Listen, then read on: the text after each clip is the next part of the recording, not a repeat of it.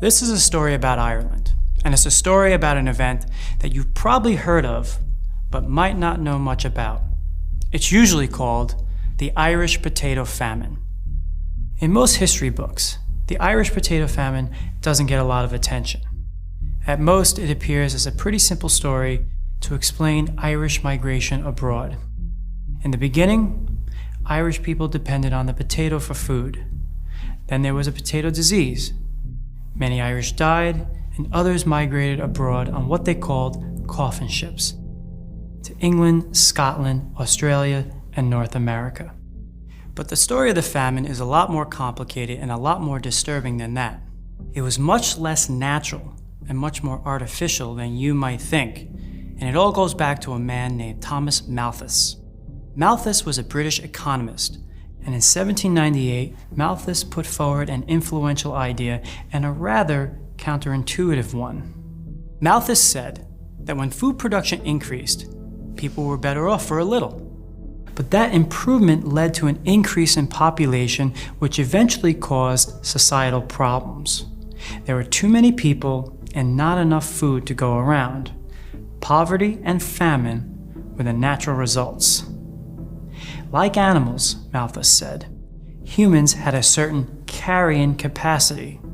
When it exceeded that carrying capacity, enough people would die to return the population to a natural equilibrium. So in the 19th century, that so-called Malthusian model became the conventional wisdom in European intellectuals. It led them to focus on what they called overpopulation and made them think of famine as nature reducing population to a sustainable level. No serious economist today will tell you that having too many people is the reason people are poor or hungry. In 1981, the economist Amartya Sen explained the real cause of most historical famines. If you look at the historical record, Sen said, a collective lack of food is never the real problem. The cause of famines, while it often has something to do with a decline in agricultural production, is more related to the unequal distribution of food. There's enough food for everyone, but some people can't exchange what they have for that food.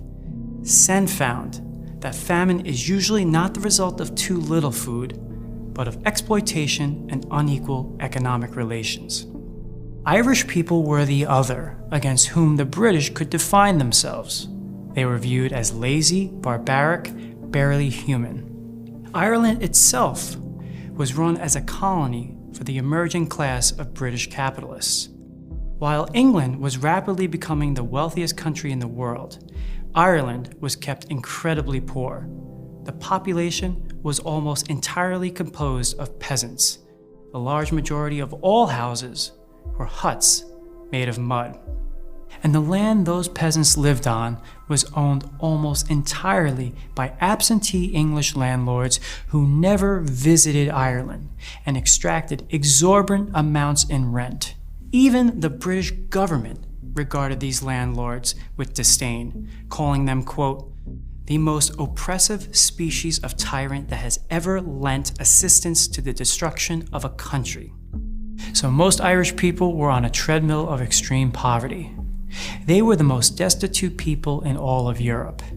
In many districts, one government report found, their only food is the potato, their only beverage, water, a bed or a blanket is a rare luxury.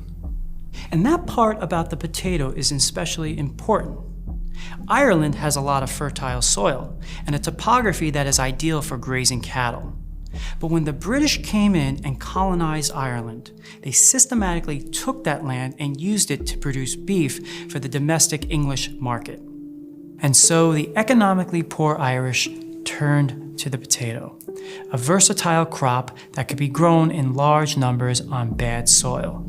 And while the potato was adaptable, it was also really unreliable. There had been widespread potato failures pretty much every other year in the 19th century.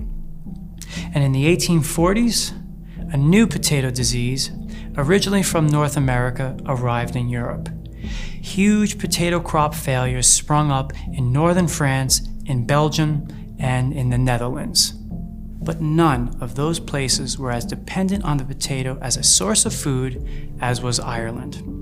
So when the